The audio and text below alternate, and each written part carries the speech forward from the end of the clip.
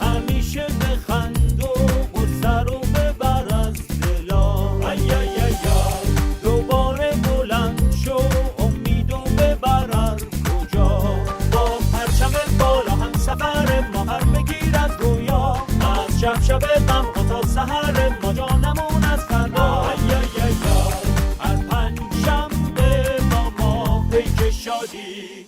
سلام و درود به همه شما هموطنان عزیز و همراهان همیشگی پیک شادی. سلام به یاران و همیاران سیمای آزادی. برای شما عزیزان از صمیم قلب آرزوی سلامتی و سرفرازی داریم و امیدواریم که همواره پرشور و خستگی ناپذیر در مسیر آزادی گام بردارید و در پیوند با کانونهای شورشی و قیام آفرینان هر روز از روز قبل سرزنده‌تر و رزم‌آورتر باشین. در پایان یک هفته پرکار و پرتحول با برنامه پیک شادی در خدمت شما هستیم و مثل همیشه آرزوی مشترکمون اینه که بتونیم خنده رو به لبها و شادی رو به دلهای شما عزیزان بیاریم.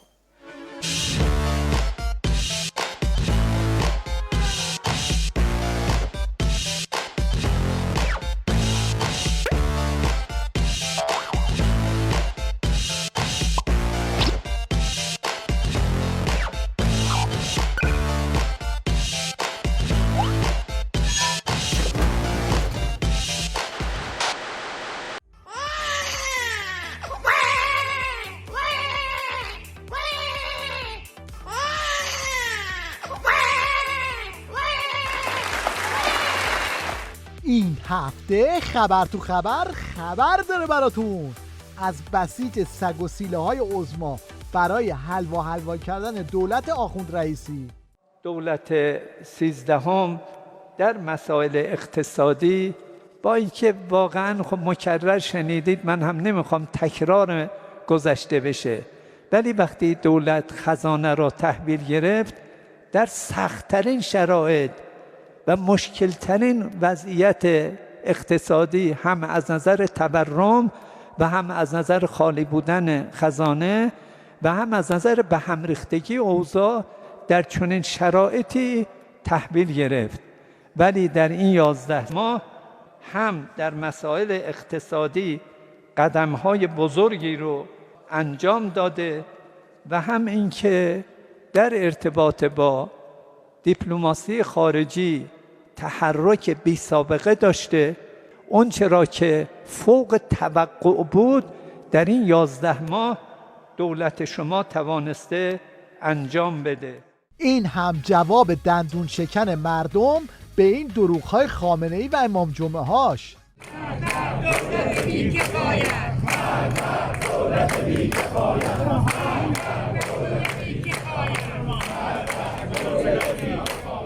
شعارهای مردم حکم یه چنین مشتی رو داره.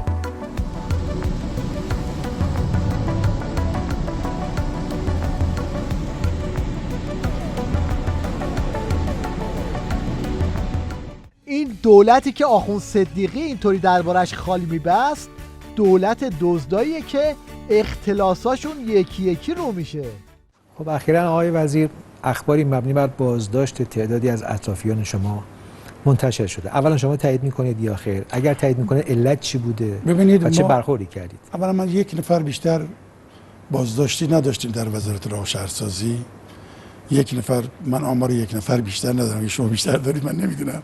این یک نفر عرضم به حضور شما، ما واقعیت چیزی که اطلاع نداریم که این اصلا برای چی بازداشت شده. ظاهراً پولی که این گوریل پشمالو و مشاوراش به جیب زدن زیادی براشون سنگین بوده و باعث شده که کله کنن.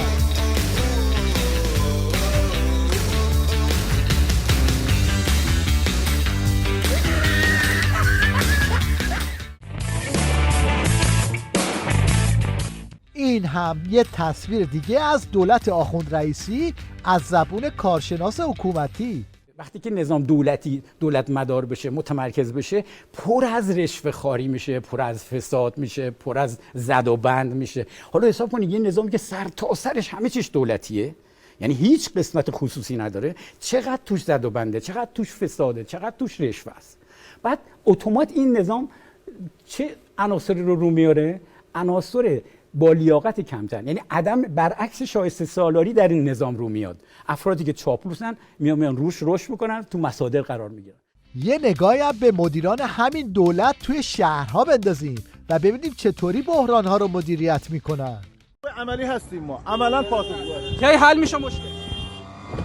خب همونطور که در تصویر مشاهده میکنی شهردار خرمشهر حالا کاملا اصلا حاضر به پاسخگویی نشد در این وضعیت که آیا وضعیت پل شهید جهان آرا با این وضعیتی که پیش اومده آیا نباید مسدود بشه؟ حکایت این پله که تو مراسم افتتاحش چنین اتفاقی افتاد.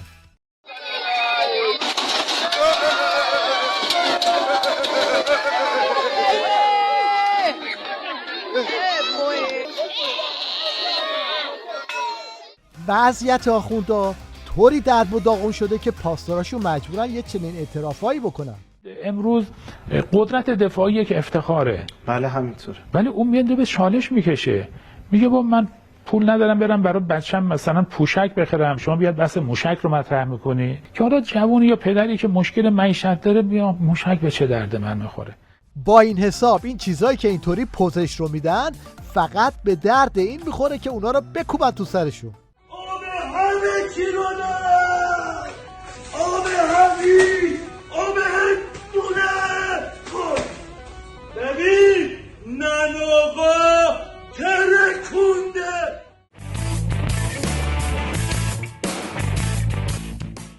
مشنگستان این هفته رو با این گاومیش دریایی شروع میکنیم که اسم ناوش رو گذاشته قاسم سلیمانی تا انتقام سخت بگیره.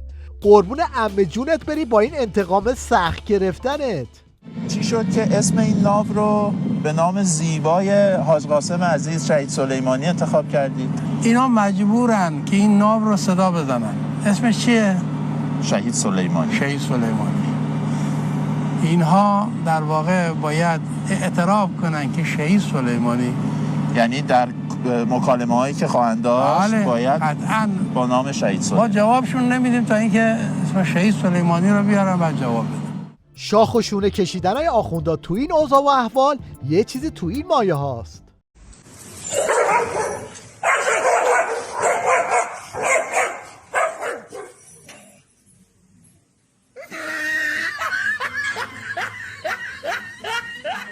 آخوندا به خودشون که میرسه میلیارد اختلاس میکنن.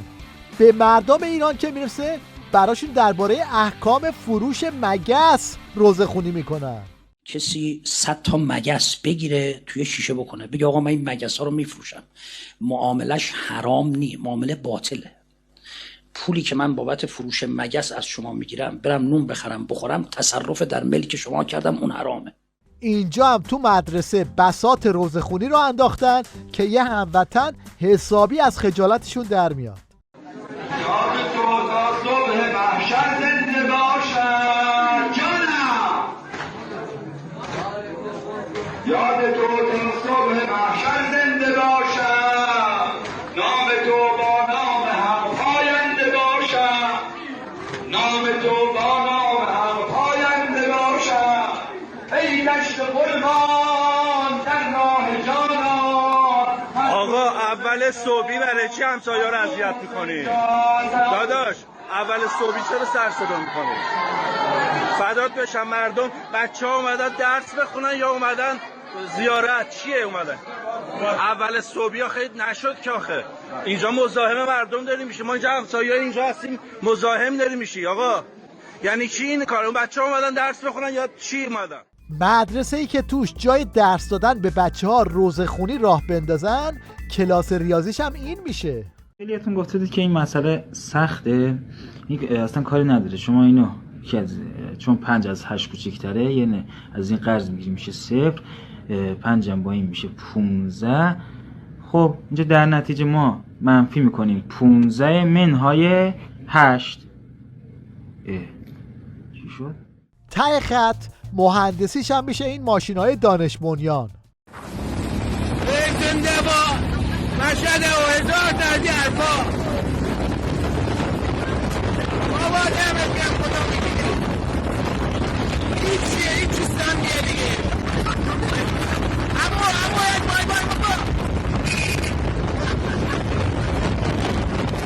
سریال گوشمالی دادن و ترسوندن آخوندا همچنان ادامه داره.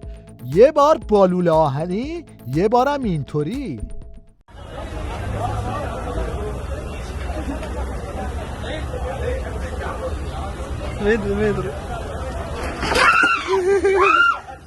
اومده بود رستوران بلنبونه اما شانسش نگفت.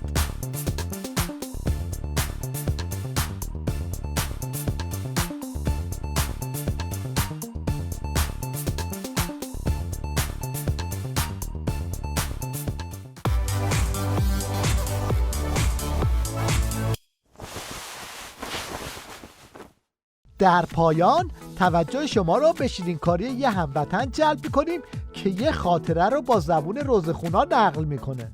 از مسجد زدم بیرون، دیدم یه چند نفر میخوان یه گاوی و سواری نیسان کنن، نمیتونه. گفتم برید کنار، همه رفتن کنار. یه نگاه تو چشمای گاوه کردم، یه دستی کشیدم رو پیشونی انگاب، دیدم گاب به راحتی سوار نیسان شد. یه جوونی اومد بهم گفت خدا خیرت بده، انشاءالله وقتی رسیدی خونه خدای خبر خوبی بهت بده.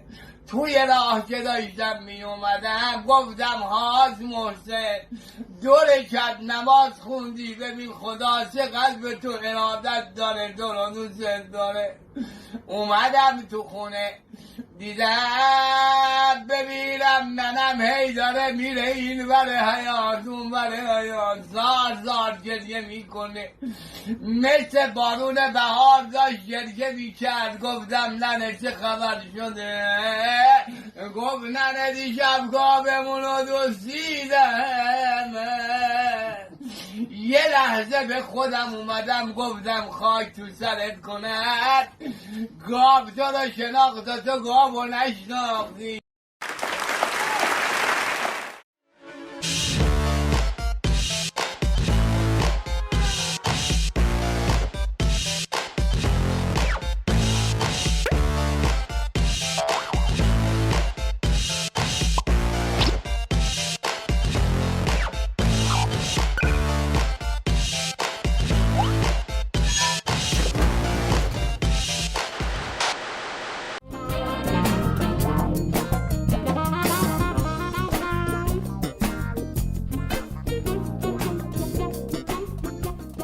سالهاست که آخوندها تلاش میکنن تا با سیلی صورت خودشون رو سرخ نگه دارن، اما کار از کار گذشته و این سیلی ها دیگه صورتی برای خامنه‌ای و مزدوراش باقی نذاشته. یه زمانی بود که آخوندها تلاش میکردن تا اون به اصطلاح اقتدار پوشالیشون رو به رخ بکشن و از داشته هاشون بگن، اما الان تمام ذخایرشون تموم شده، طوری که حتی ساندیسی هم برای رژیم باقی نمونده که باهاش بتونن بسیجی ها رو راضی نگه دارن. این هفته ترانه طنز جدیدی رو تقدیم حضورتون میکنیم که بیانی متفاوت از همین حال و روز نزار آخوندهاست و از زبان جوجه تئوریسین بسیجی خامنه‌ای یعنی رائفی پور خونده شده.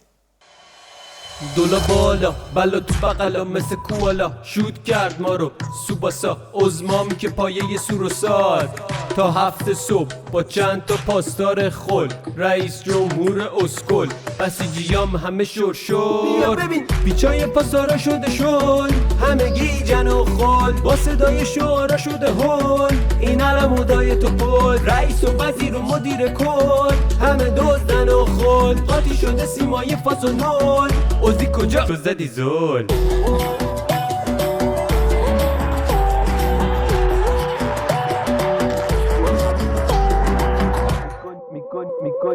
میکنی فول تو دروازه میخوری گل، با تحریما میری رو پل.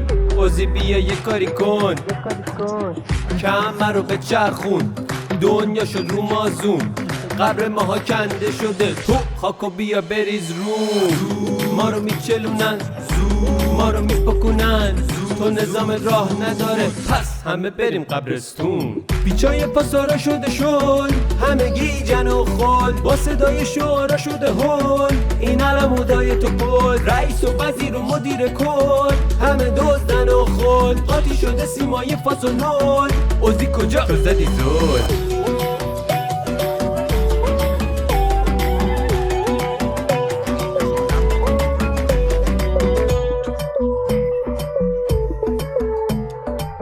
ابرام رئیسی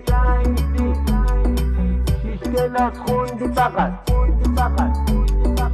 بعدهات کشکه به فنا میره نظام، ما داریم میریم هممون پیش امام. سید علی برو بمیر سید علی برو بمیر. بیچای پاسارا شده شل، همگی جن و خل، با صدای شعارا شده هل. این علمودای تو پل، رئیس و وزیر و مدیر کل، همه دزدن و خل. قاطی شده سیمای فاس و نول، اوزی کجا تو زدی زول.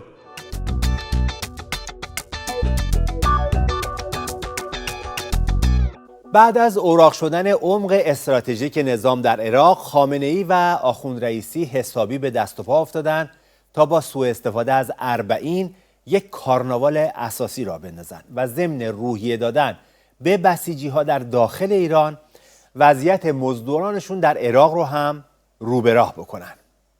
آخوندا در همین رابطه تا دلتون بخواد وعده و وعید هم دادن.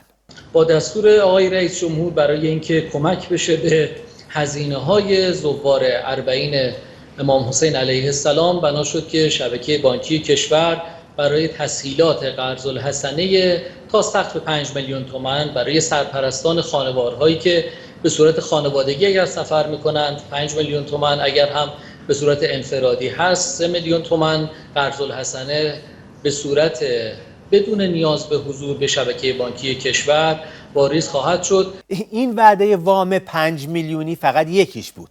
اینترنت مجانی و اتوبوس رایگان رو هم بهش اضافه کنی. معاون سازمان تنظیم مقررات رادیویی از ارائه اینترنت رایگان به زائران اربعین خبر داده.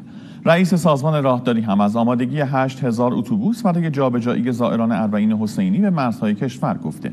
اما از اونجایی که زمام امور در دست 6 کلاسه دروغگو هست و حاصل وعده‌هاش هم باد هواست، در عمل نه از وام خبری بود و نه از اینترنت مجانی. به جای اتوبوس هم زائران رو اینطوری که می‌بینید منتقل کردن.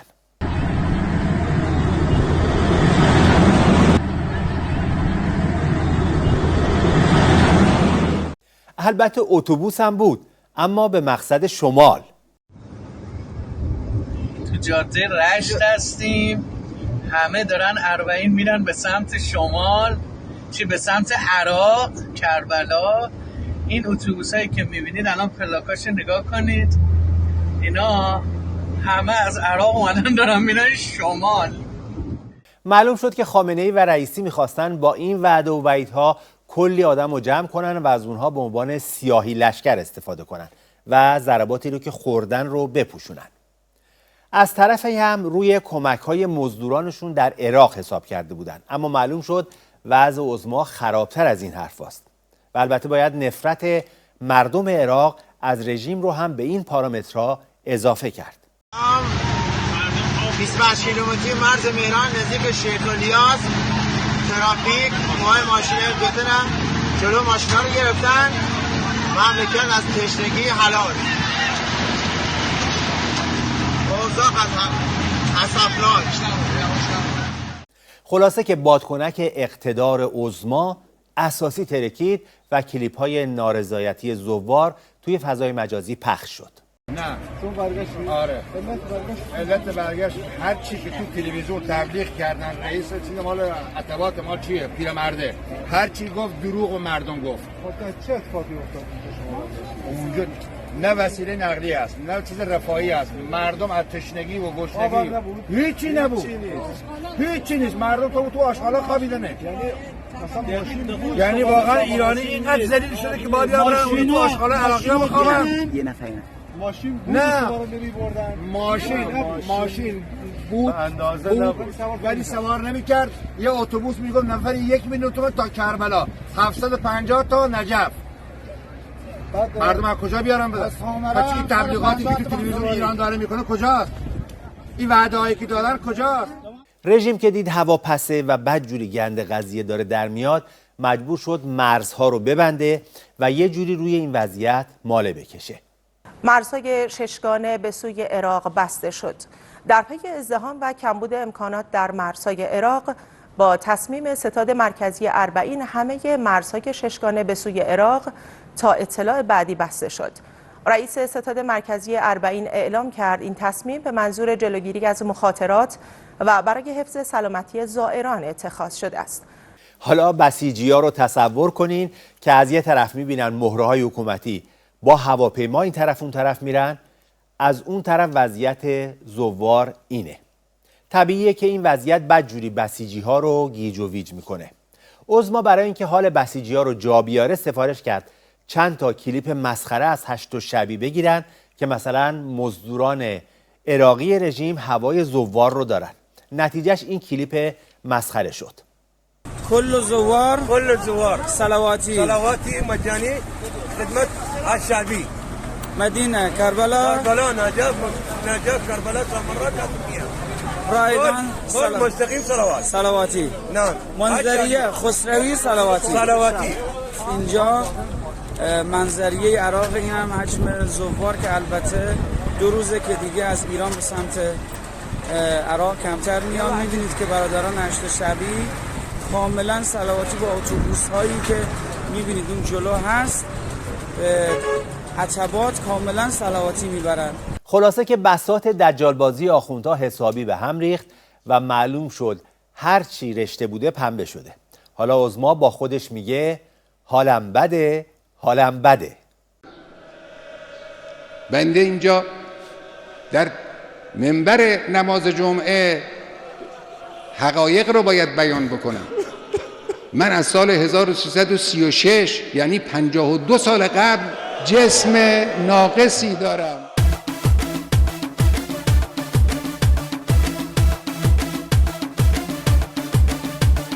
حالم بده، احوالم بده، امام و مقوایی دیدم، خودم و لگد مالی دیدم، خیلی بده. حالم بده، حالم بده، آقا رو با بیجامه دیدم، سرشو بی امامه دیدم، خیلی بده. حالم بده، احوالم بده، رفیقام و اسقاطی دیدم، خودم و توشون قاطی دیدم.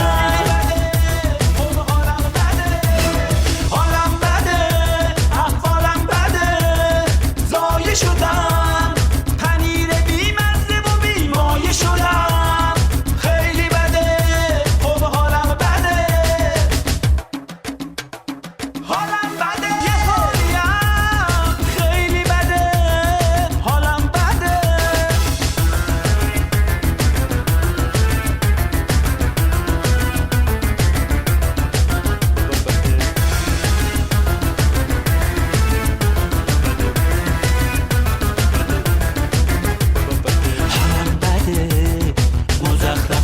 گوش نده، یه لرزی هست که هی منو تکون میده، تکون میده، آخ تکون میده. حالم بده، احوالم بده.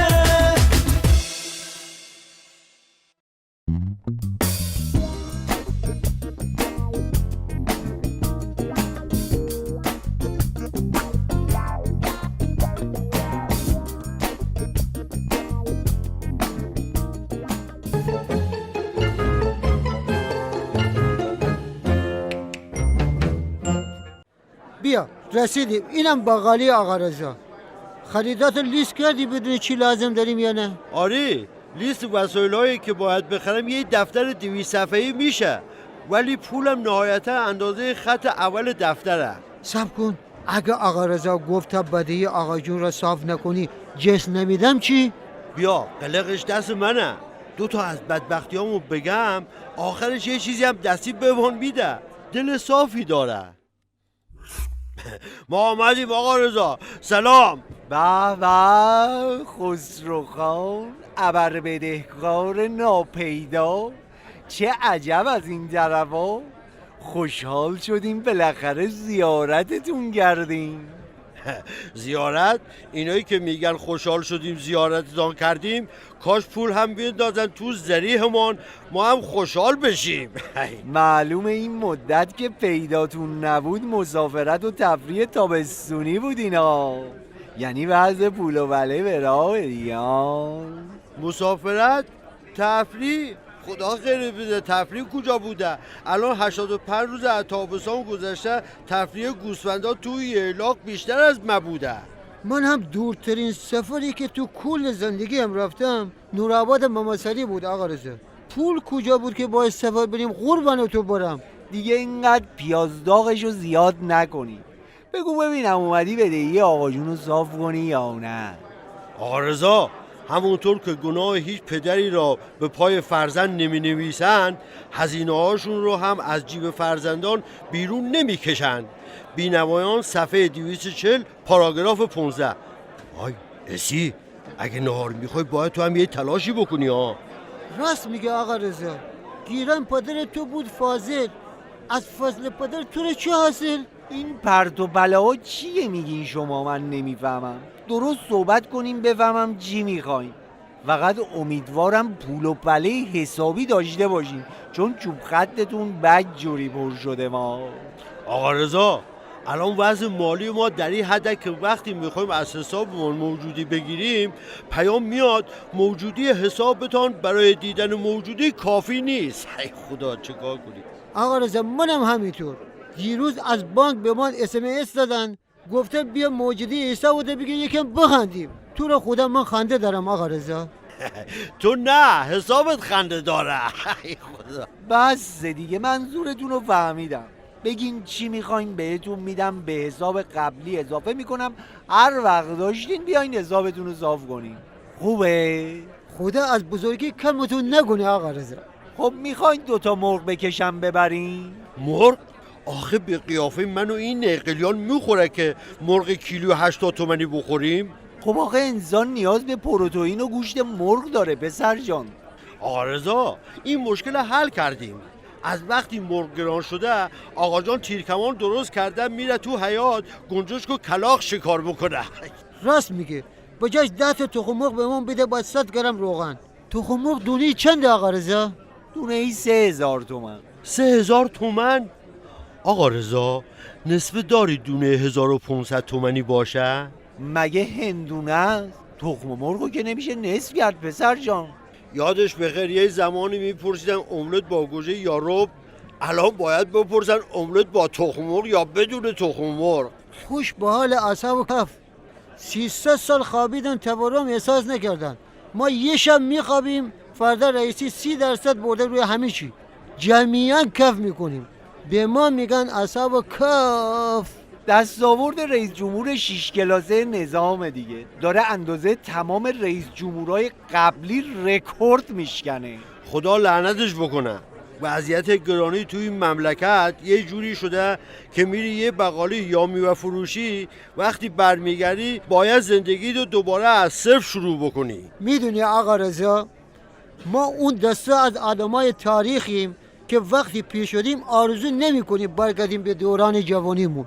عوضش یکی از مزایایی که نسل ما تا سرنگونی آخوندا داره اینه که میتونیم یه عالم داستان ترسناک برای نوهامون تعریف بکنیم، البته اگه جان سالم به در ببریم.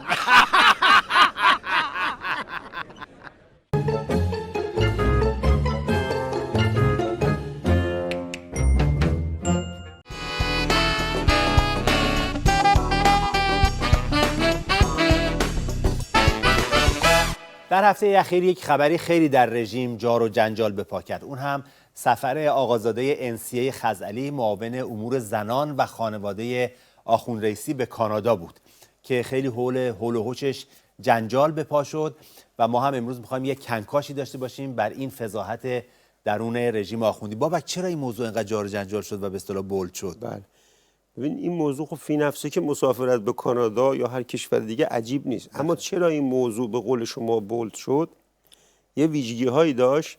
شما اون مسئله شنیدید که از یه زندانی محکوم به حبس ابد پرسیدن خب جرمت چی بود حبس ابد گرفتی؟ خیلی خونسرد گفت یه دعوا کردیم. گفت دعوا که حبس ابد نداره. گفت چند تا ریخت و پاش قتلم توش بود. حالا قبل از اینکه بریم سراغ آقازاده این انسیه خزعلی، بریم سراغ خودش ببینیم این موجود کیه و چه رزومه‌ای داره. از یه کلیپی که تو رسانه‌های رژیم اینو معرفی کردن اگه اجازه بدید ببینیم. بعد بحثمون رو ادامه بدیم که این داستان چیه. بله.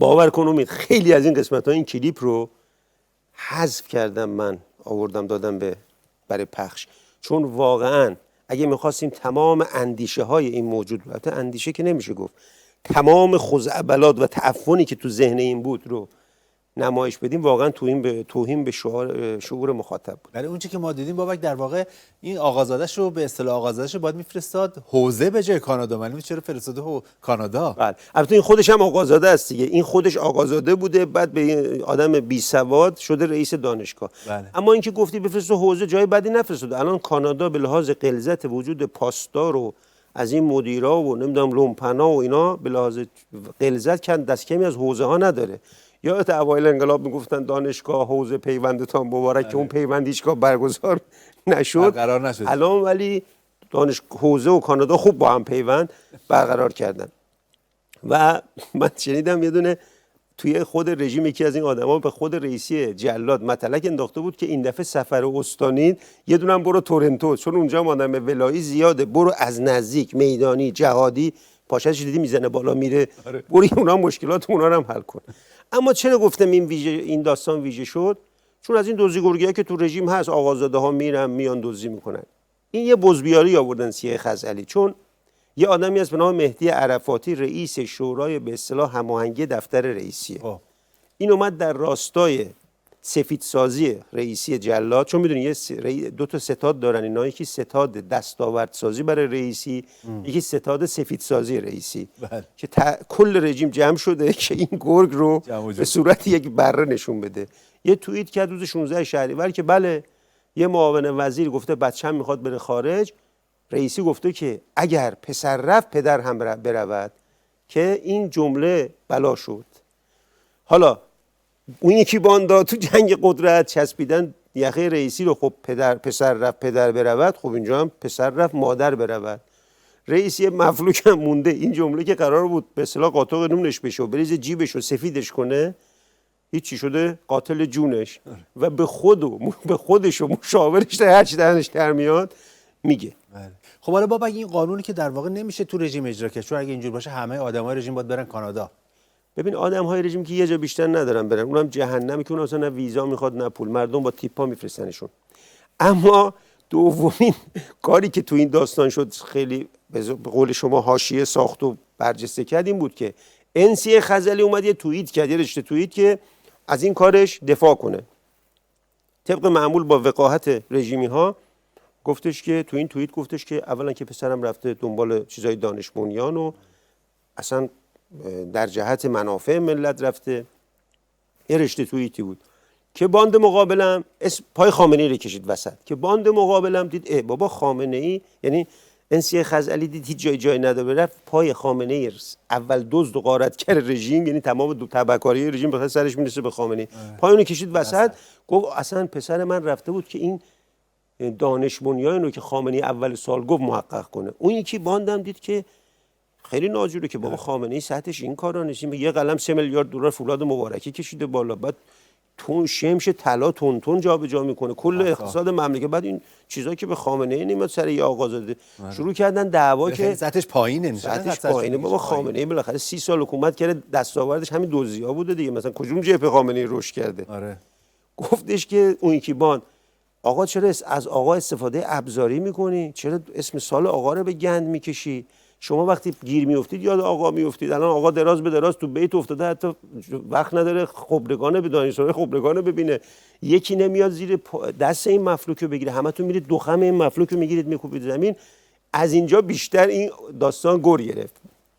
و یکی دیگر از ویژگی‌های این مسافرت همین کشیده شدن پای خامنه‌ای و اسم سالی که گذاشته بود و به گند کشیده شدنش توسط همین رشته توییت انسی خزعلی بود. حالا یه بچه دیگه هم بابک، این موضوع فیلتر شکن سازیش جالب بود، یعنی تحت عنوان دانش بنیان مشغول ساختن فیلتر شکن بود که خودش تو رژیم میست ممنوعه، بعد میداد به ایران، میداد به رژیم. نه ببین، رژیم ممنوعه این بیرونشه. داستان اینه که پدر مادرها که تو رژیم هستن یه چیزی رو ممنوع میکنن، آقازاده ها میرن همون ممنوعه رو تولید میکنن از خارج میفروشن. این صنعت مقامات رژیمه. اما همین که گفتی، ببینیم شغل این آقازاده که یکی از محورهای برجسته شدن این داستان بوده چیه، که اونم باز از زبان رسانه‌های رژیم ببینیم ادامه میدیم. بله. از غرب اظهار نفرت میکنند، هر ایرانی هم که میرود را سرزنش میکنند. حال اما یک به یک دارد مشخص میشود که فرزندانشان در همان غرب زندگی میکنند و کاسبی. از زاکانی شهردار تهران گرفته تا انسی خزعلی معاون رئیسی در امور زنان. اخیراً افشا شد که فرزند خزعلی در خارج از کشور به سر میبرد. در واکنش خزعلی اما تایید کرد که پسرش در کاناداست، اما برای توسعه یک مجموعه دانش بنیان. اکنون کاشف به عمل آمده که حمید رضازاده فرزند معاون رئیسی در ونکوور کانادا کاسب فیلترینگ است، یعنی بنیانگذار یک مجموعه تولید فیلتر شکن به نام بترنت است. کسب و کارهای میلیاردی در ایران است. واقعا میگم آدم این چیزا رو که میونه فکر کنه رژیم دیگه هرچی ترفند و بازی رو دیگه تموم کرده، ولی باز همین از تو خرجونش چیز جدیدی در میاد. بله عمق تبهکاری‌ها اینها رو نمیشه فهمید. اما چرا این داستان آقازاده به خارج کشور خوبه؟ آخر کار یک بررسی هم داشته باشیم چرا اینا مشتاق خارج کشورن، چون تو ایران هم که همین کارا رو میکنن، مشکلی ندارن. دو تا دلیل داره به نظر من. یکی که خب اینها اگر جامعه ایران رو بخوای برش بدی، آشغال‌ترین، متعفن‌ترین لایه‌های جامعه ایران میشن همین پاسدار و آخوندا و همینایی که دور و بر خامنه‌ای، یعنی همین آدمی که رأس کارن. خب اینا وقتی به قدرت رسیدن و از این سرقت انقلاب ضد سلطنتی، عقده‌های خودشون رو باید به لحاظ عقده‌های فردی و طبقاتیشون رو حل کنن. بعد همینم براشون جاذبه این که کانادا و اتوبان ببینن و کازینو ببینن و دانسینگ ببینن، چون کانادا نقش خلوت اونم دارن دیگه. میگه آن اونور میرن منبر، اینم چی خلوتشون کاناداست.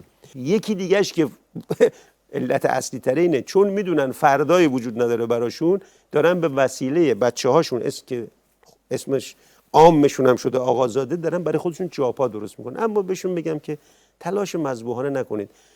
قیام خلق آنچنان قیامی که شما وقت نخواهید کرد یه پا قدم از قدم بردارید. تنها جایی که شما میرید در دادگاه خلق و پس دادن حساب این جنایات و این تبهکاری‌ها و این چپاولگری هاست که کردید، که تازه یه مهره دست چندمتون این کارو کرده. وا به حال خامنه‌ای و اینا که گفتم اول غارتگر و اول دزد این نظام هستن.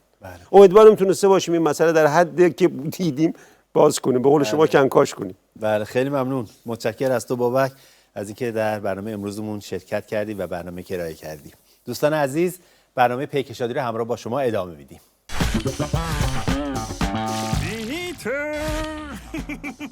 جناب ریسیس جان، در این یک سالی که از تحویل کدخدا بیرون آمده ای، به کدام یک از وعده‌هایت عمل کرده می باشندی؟ ای بابا، این هم شد سوال؟ هیچ وعده ای نبود که من همی بدم و به آن عمل همی نکنم. قرار بود که سالی 1,000,000 خانه برای اهالی بسازید، پس چه شد؟ ساختم 2-3 میلیون ساختم. سیل لعنتی آمد، همهشان را با خود بردندی. ریسیس جان، مگر قرار نبوده که بدون پشتیبان ضرب همی نکنی؟ پس چه شدندی؟ من هر سکه‌ای که ضرب کردم پشتیبانه داشته می باشندی. پشتیبانش چه بودندی؟ پهن اولاغ کدخدا. پشتیبانه از این بهتر میخوایی؟ برو سال بعدی. بحران آب فینیتو چه شدندی؟ با ابرها صحبت کرده ام که بیایند و ببارند. ابرها باید ببارند، انشاءالله که میبارند. نان چه شد؟ نان را به بچه ها گفته ام بروند بدون نوبت بخرن، آن هم نان سنگک خشخاشی. سفره چه شدندی؟ سفره که پن همی می باشندی. اخیراً یک لقمه 92,000 میلیاردی تو رگ همی زدیم، معز خاطره تبندی. بگویید که تورم چه شدندی؟ تورم را که به صفر همی رسانده ام. الان تنها تورمی که در فینیتو می باشندی ورم شکم قال می باشندی. اهای ریس یابو حاصل بعد ها تو. اگر به وعده هایت عمل همی کرده ای، پس چرا اهالی معترض می باشندی؟ اینها عوامل بیگانه می باشندی. اهالی از من حمایت می کنندی. اهای اهالی بیایید از من حمایت کنید. من از ریس جانم حمایت همی می کنمی. اینجاست که باید گفت ای کت خدای خبیث گم شو برو با ریس. ای کت خدای خبیث گم شو برو با ریس. ای کت خدای خبیث گم شو برو با ریس.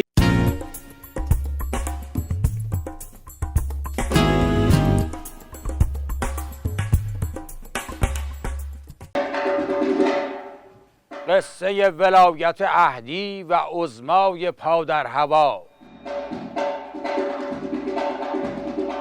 به نام خداوند جان و خرد، خدایی که از شیخ و شه نگذرد. بیا و به نقالیم دل بده، به شادی همی خنده ها ول بده. بیا و بکن اندکی شور و حال، که شد حال عظما درام و پتال. آقا قصه امروز قصه ولایت عهدی و بدسگالی و البته بدبختی های عظمای در گل مانده است. زند دست خود دم به دم بر سرش، که از کرگی بوده بی دم خرش.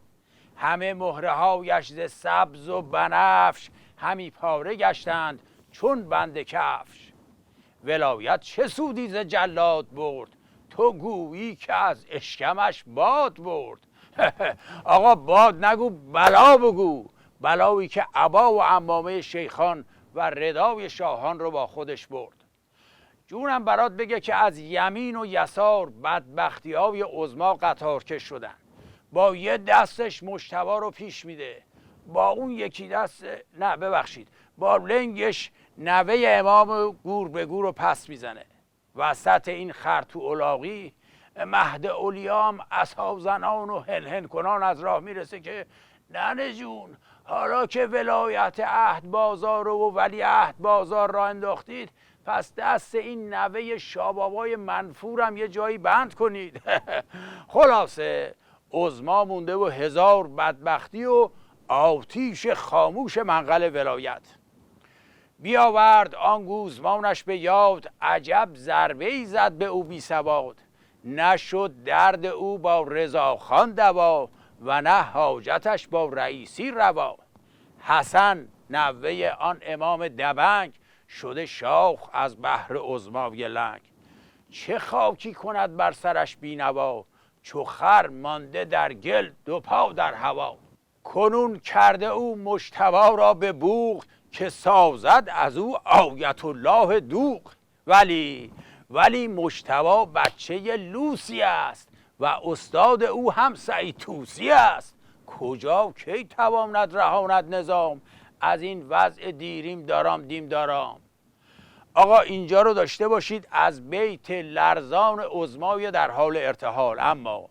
اما چاره اصلی کار از اقصای ایران زمین به گوش میرسه. شود این وطن آن زمانی وطن، که پیچیم شیخان درون کفن.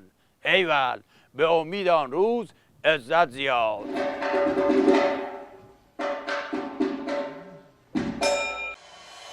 دولا بالا بلا تو بغلا مثل کوالا، شوت کرد ما رو سوباسا عظمامی که پایه سور و سال.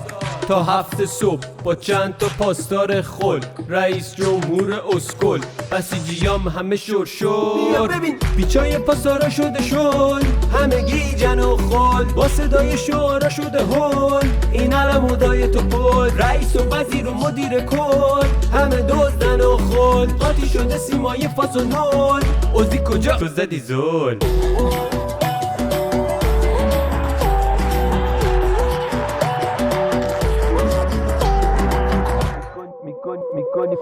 میکنی فول، تو دروازه میخوری گل، با تریما میری رو پل. اوزی بیا یه کاری کن، کمر رو به چرخون، دنیا شد رو مازون، قبر ماها کنده شده، تو خاکو بیا بریز رو. ما رو میچلونن، ما رو میپکونن، تو نظام راه نداره پس همه بریم قبرستون. بیچای پاسارا شده شل، همه گیجن و خل، با صدای شعرا شده هل، این علمودای تو پل، رئیس و وزیر و مدیر کل، همه دزدن و خل، قاطی شده سیمای فاس و نول.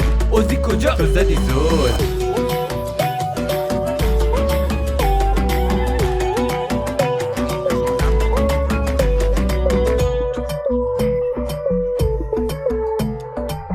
ابرام رئیسی 6 کلاس خوندی فقط. بعد هات کشکه به فنا میره نظام، ما داریم میریم هممون پیش امام. سید علی برو بمیر سید علی، برو بمیر. بیچای پاسارا شده شل، همه گیجن و خل، با صدای شعرا شده هل، این علمودای تو پل، رئیس و وزیر و مدیر کل، همه دزدن و خل، قاطی شده سیمای فاس و نول. اوزی کجا تو زدی زول. بینندگان عزیز، همراهان پیک شادی، به پایان برنامه این هفته رسیدیم. امیدواریم که این پیک شادی هم مورد توجهتون قرار گرفته باشه. اجازه بدید تا از طرف همه دستاندرکاران پیک شادی، از دوستانی که با ارسال مطالب، پیشنهادات و نکات طنزشون ما رو یاری میکنن تشکر بکنیم. با ما در تماس باشین و ما رو در این تلاش جمعی همراهی کنید. با بهترین آرزوها برای همه شما عزیزان و با این امید که تونسته باشیم سهمی در هدیه کردن خنده به لبها و شادی به دلهاتون داشته باشیم، همه شما عزیزان رو به خدای بزرگ میسپاریم. خدا نگهدار.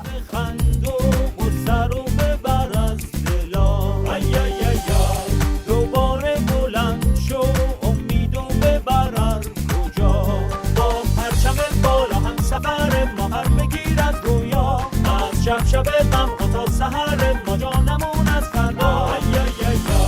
هر پنج شنبه با ما پیک شادی.